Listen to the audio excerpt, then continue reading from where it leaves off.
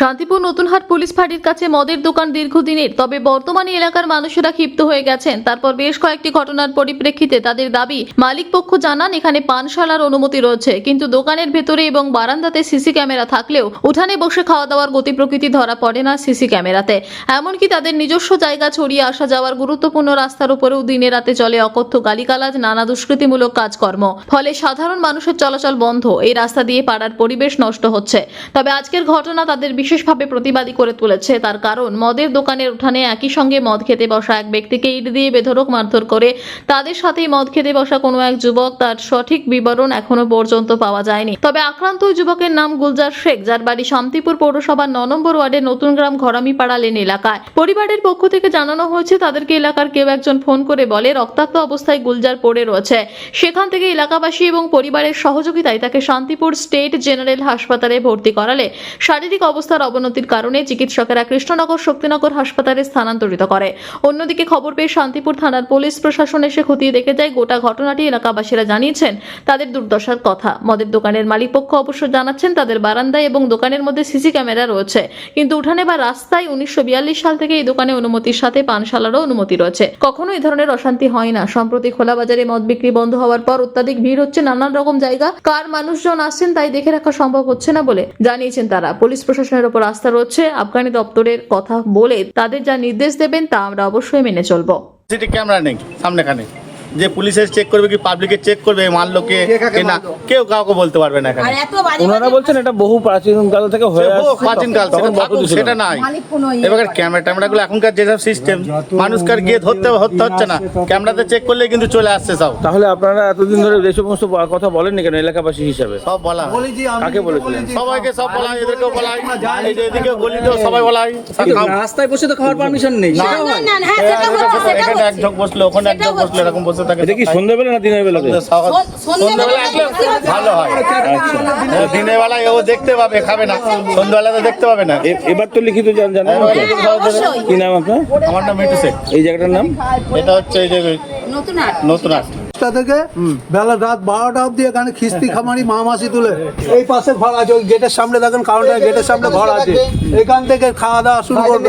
এই রাস্তা পুরোটা হাঁটা চলা করবে না, এই রাস্তা পুরো রাস্তা জাম করে দেবে। এখানে এমন পরিবেশ তৈরি হচ্ছে, বাড়ি থেকে মেয়ে ছেলে পর্যন্ত বেরোতে পারছে না। একটা মেয়ে ছেলে বেরোলে বলে যে এখানে দোকানগুলো বসে, বলে এটা কিন্তু মেয়ে ছেলে যাওয়ার রাস্তা, এরকম কথা বলে।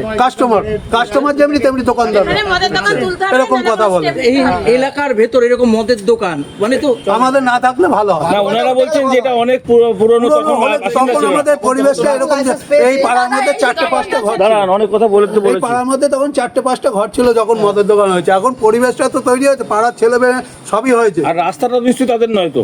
রাস্তাটা আমাদের এই যে এদিকে, কিন্তু সেই রাস্তাও নোংরামি হচ্ছে। হ্যাঁ, অতিরিক্ত একটুখানি আমরা বেশিরভাগ কাউন্টারে দেখি যে মদ কিনে চলে যায়, এখানে তো খাওয়ার পারমিশন, এটাতেই তো অসুবিধা। আমাদের খাওয়াটা বন্ধ করতে পারলে আমরা খুশি হব। মানে মদ কিনে নিয়ে চলে যায়, মদ কিনে নিয়ে চলে যাও। এই ব্যাপারে আপনারা জানাবেন এবার এলাকাবাসীরা? হ্যাঁ, এলাকা বাসিন্দাদেরকে তো জানাবো। নোটিশ দেওয়ার কথা আছে আজকে। হ্যাঁ, নোটিশ দেওয়ার কথা আছে আজকে পাড়া লেখা সবাইকে বলা হয়েছে লিখিত করে, আমরা শান্তিপুর থানাতেও জমা। আমার নাম দীপক। ঘটনা মদ খাচ্ছিল একসঙ্গে।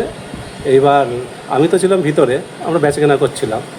কার সঙ্গে হয়েছে কী হয়েছে কিছুই জানি না।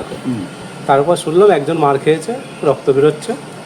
আমরা ওর বাড়িতে খবর দিই, মানে ওর ভাইয়ের দোকান আছে এইখানে। কিসের দোকান? এই যে সামনে বাদামের দোকান? বাদাম ছাতা বিক্রি করে। খবর দিই যে তোমার ভাই এরকম পড়ে আছে, তুমি ওকে হাসপাতালে নিয়ে যাও। যারা মারধর করেছে তারা? না, আমার চিনি না। এখানেই হয়েছে? সেটা এখানেই হয়েছে। কি দিয়ে মেরেছে সেটা বলতে পারবো খুব মেরেছে তো, খুব সম্ভবত।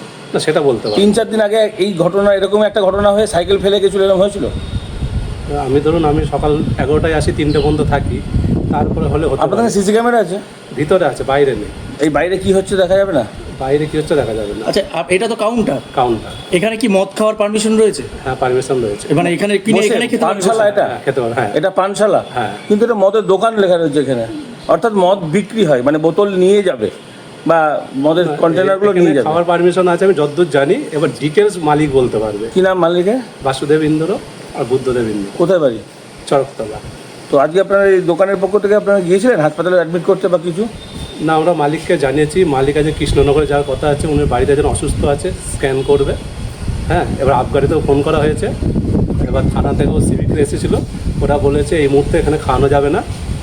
মালিক আবগারিতে ফোন করেছিল, বললো যে খাওয়ানোটা বন্ধ করে দিতে এই মুহূর্তে। এবার পরে কি হবে সেটা পরের ব্যাপার। এরকম ঝামেলা প্রায়শই হচ্ছে, মাঝে মধ্যে মদকে ঝামেলা টুকটাক মারামারি হয়, এরকম ধরনের বড় ধরনের হলো অন্য জায়গায় তো কোথাও হয় না। এই আমি মানে 3 দিনের আগে আমি এসেছিলাম এখানে, আচ্ছা। মাথায় মেরে মাথা ফাটিয়ে দেওয়া হয়েছিল, সাইকেল ফেলে রেখে গেছিলো যারা মেরেছিল। এখন ব্যাপার হচ্ছে যেহেতু এখানে ব্ল্যাকটা বন্ধ, যে ব্ল্যাকে মদ বিক্রি হয়, ওই জন্য বাইরের কাস্টমারটা খুব বেশি হচ্ছে। কাউন্টার ভিড় হোক নিক সেটা ঠিক আছে, কিন্তু এই বলে এখানে বসে খাবার কি হয়, ব্ল্যাক খোলা থাকলে আমাদের নিয়মিত যে ঘরোয়া কাস্টমার আসে মদ গায়ে চলে যায়, কোনো ঝামেলা গন্ডগোল হয় না, হয়তো একটুখানি চেঁচামেচি হয়।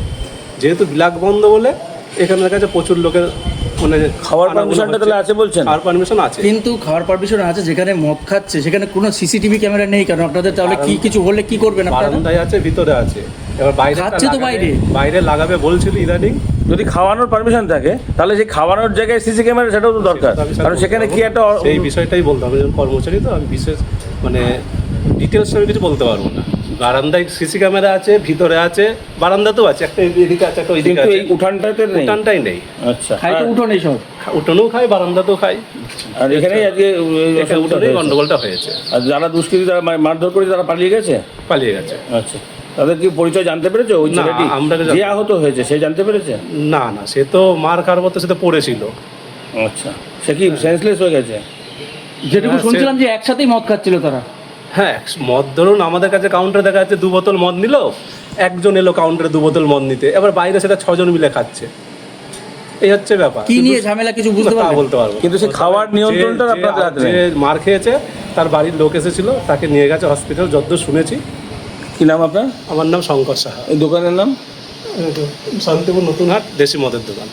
আপনি কি কাজ করেন? আমি সেলসম্যান, বেচাকেনা করি।